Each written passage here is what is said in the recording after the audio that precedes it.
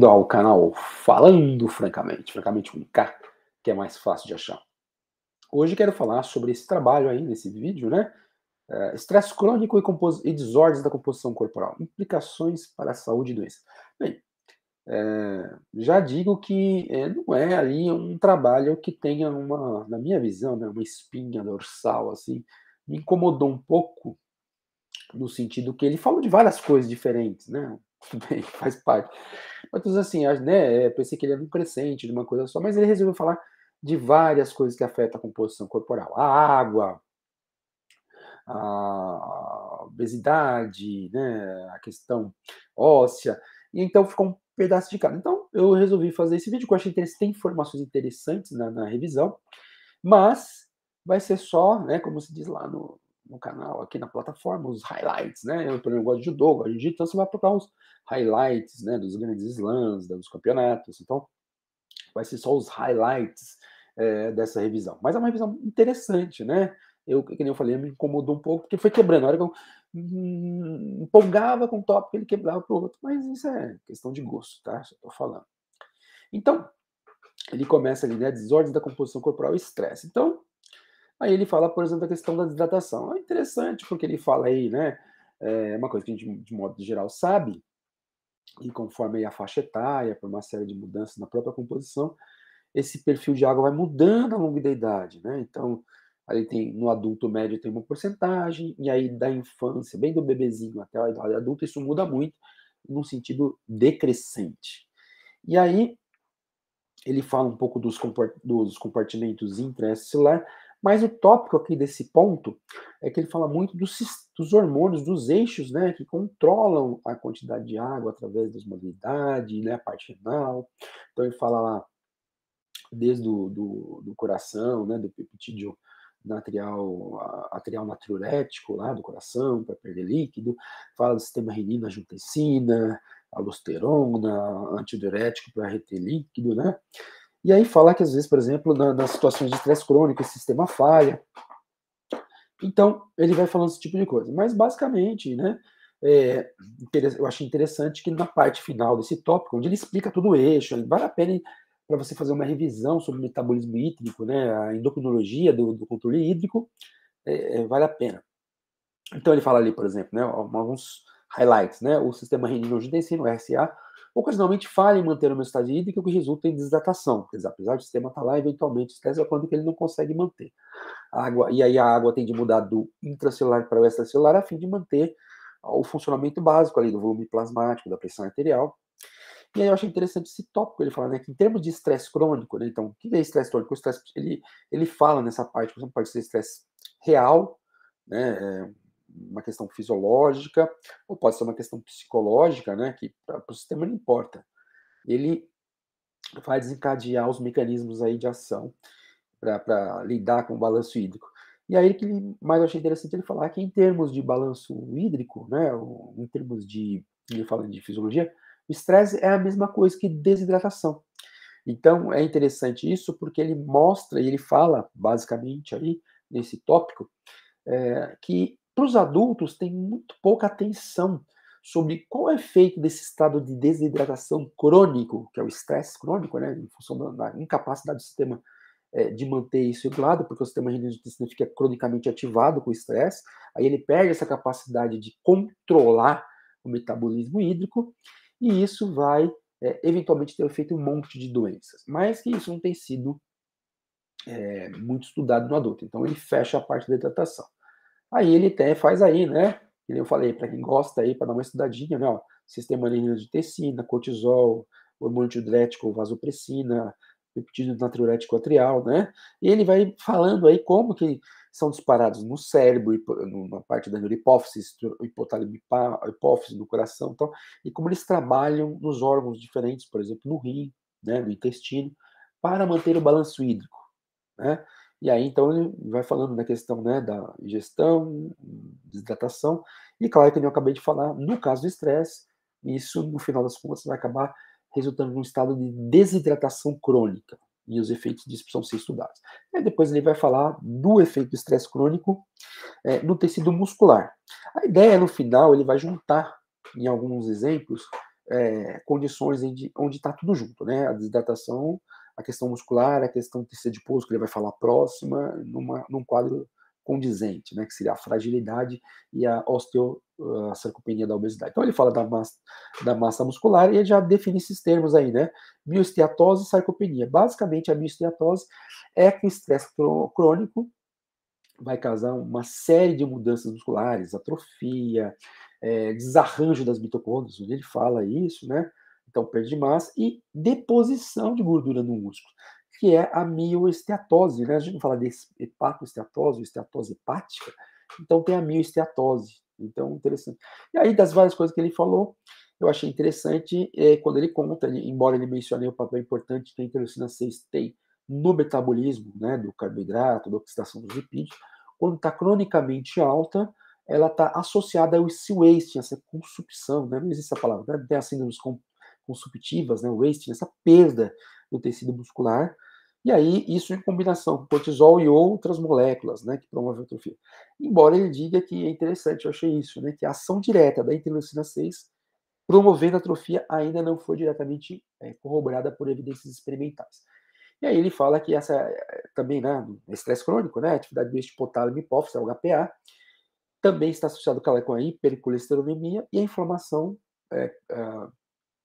crônica subclínica, né? Ela desregula o metabolismo da massa muscular, gerando aquilo que eu comentei, né? Funções desregulando as mitocôndrias, né? E o que impossibilita o músculo de atender às suas necessidades. Ele vai atrofiar, porque não tem as mitocôndrias, vai ter a deposição, a miosteatose e tal. E ele fala que a hipercolesterolemia também induz o acúmulo de gordura no músculo, que é a miosteatose, bem como diminui drasticamente a massa muscular esquelética, né? Então, miosteatose e sarcopenia. Ou seja, olha aqui, ó, quando ele fala aqui, ó, de interleucina 6 em combinação com cortisol, aqui ele vem e dá o papel do cortisol, né, quando ele está cronicamente aumentado.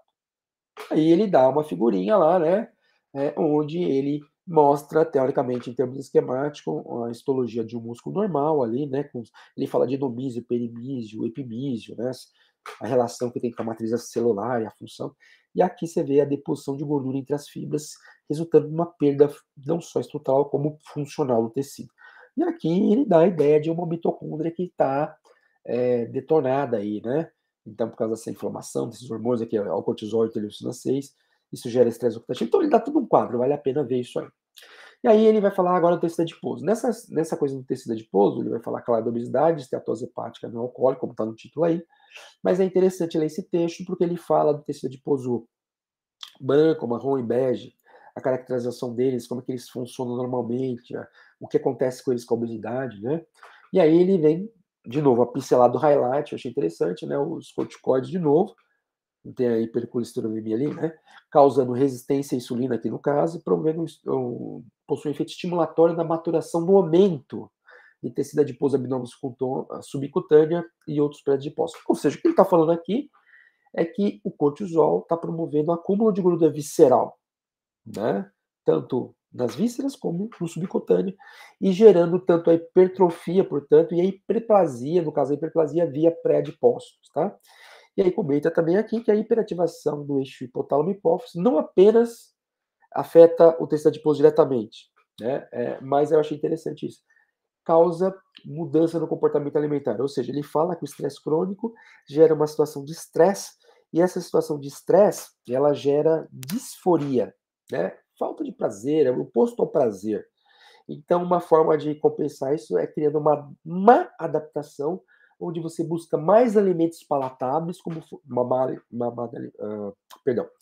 má adaptação, porque vai levar você, lógico, a ter problemas, né? Mas a priori surge como uma adaptação da forma de tentar combater essa falta de prazer, esse estresse, né?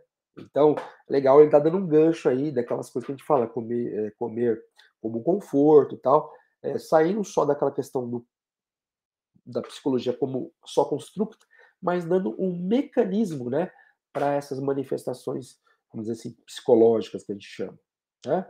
Aí ele fala aqui do tecido adiposo, né? Então, como eu tinha dito para vocês, ele falava lá do tecido adiposo marrom, do bege.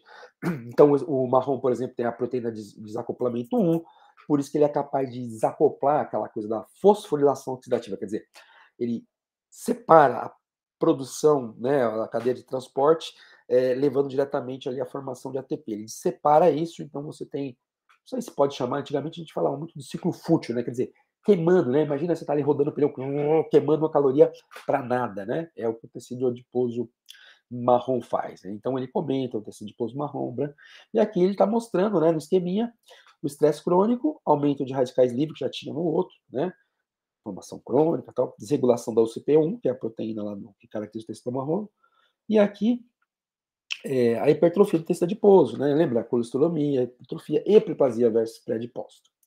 E aí ele fala massa óssea, né?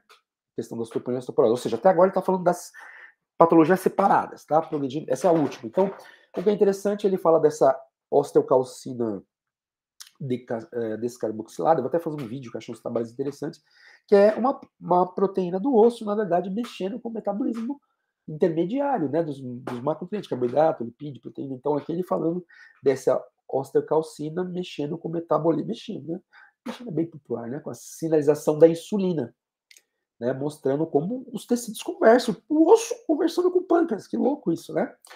E que aí ele também fala tudo que está influenciando o osso, essa questão da osteopedia e da osteoporose, a relação, como esse estresse crônico que ativa o sistema imune, claro, a inflamação crônica, né?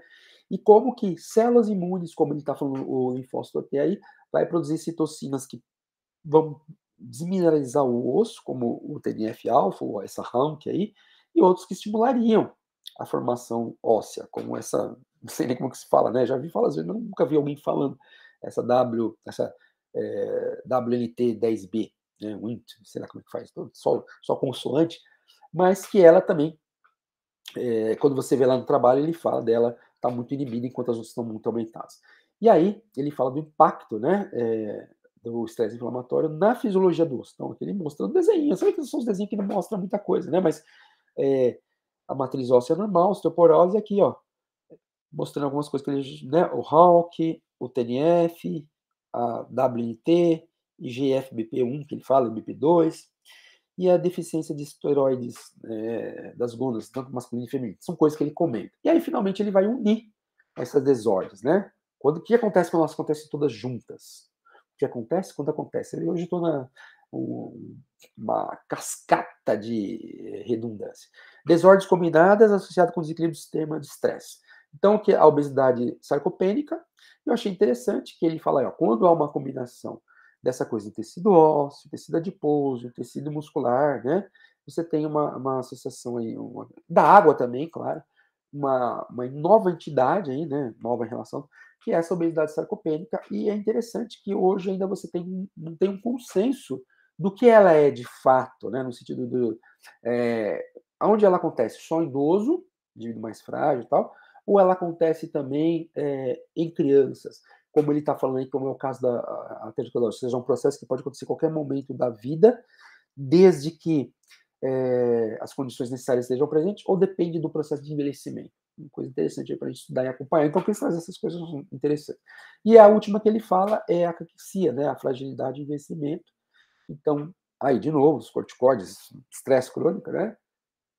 Causando catabolismo tecidual, resultando num afinamento. Ele fala afinamento, né? A palavra seria melhor colocar aí, a gente fala em italiano, acho, né? Travigoleta, né? Entre aspas, né? Afinamento da pele, do músculo e perda óssea, né? E além disso, além dos glicocorticoides, ele fala que as concentrações de testosterona normalmente, que previnem essa perda de músculo, a perda maior, estão reduzidas no homem que é frágil, né? Estão reduzidas no envelhecimento e mais no homem frágil.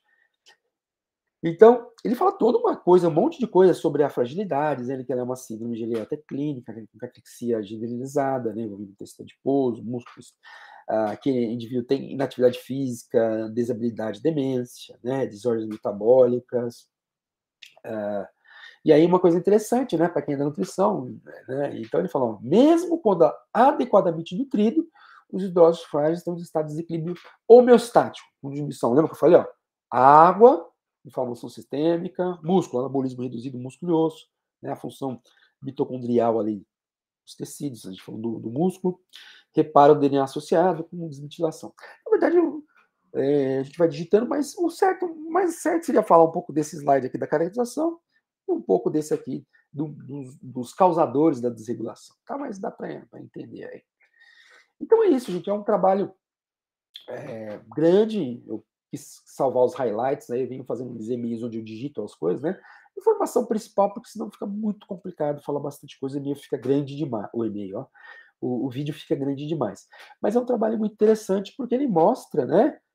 A gente está trabalhando aí a vida toda com clientes ao longo do ciclo da vida, e crianças, adultos, né? Adultos que engravidam, que não engravidam, envelhecem, e às vezes não considera como não só o envelhecimento ou só o ciclo da vida, mas o estresse crônico vai mudando a composição corporal do indivíduo e isso vai, de repente, claro, afetar a nossa forma, né, ou as prioridades que a gente tem com o nosso cliente, né, os efeitos das nossas prescrições, nossas recomendações, e como os nossos clientes estão reagindo a esse estresse crônico que a gente geralmente não considera, né, as causas e tal. Então, de forma geral aí, no mínimo a gente tem que, é o que a gente sempre fala por aqui, correr, né, uma estratégia para minimizar esse estresse. Então, exercícios, terapias quando eu falo, né, de modo geral, que visam reduzir o estresse, né, boa alimentação e por aí vai. E aí eu coloquei, claro, o Davi do Michelangelo, né, ele é bem grandão, achei legal a foto da uma mulher que estava restaurando, limpando, né, ele, porque ele, né, tem toda uma composição corporal ali bacana e tal, e eu achei, sim, me veio a ideia. E eu achei impressionante a imagem também. Ou seja, nada a ver. Mas é isso, gente. Muito obrigado aí por assistirem o vídeo. Até um próximo vídeo. Deixe seu like, chame os seus amiguinhos. E é isso aí, é sempre bom estudar, gravar vídeo para vocês, embora eu não os veja, eu acredito que quem vê o vídeo está de alguma forma em contato comigo, tá se comunicando comigo, de fato, como alguns se comunicam, e a gente está sempre aprendendo junto, tá ok? Um grande abraço e até um próximo vídeo, se Deus quiser.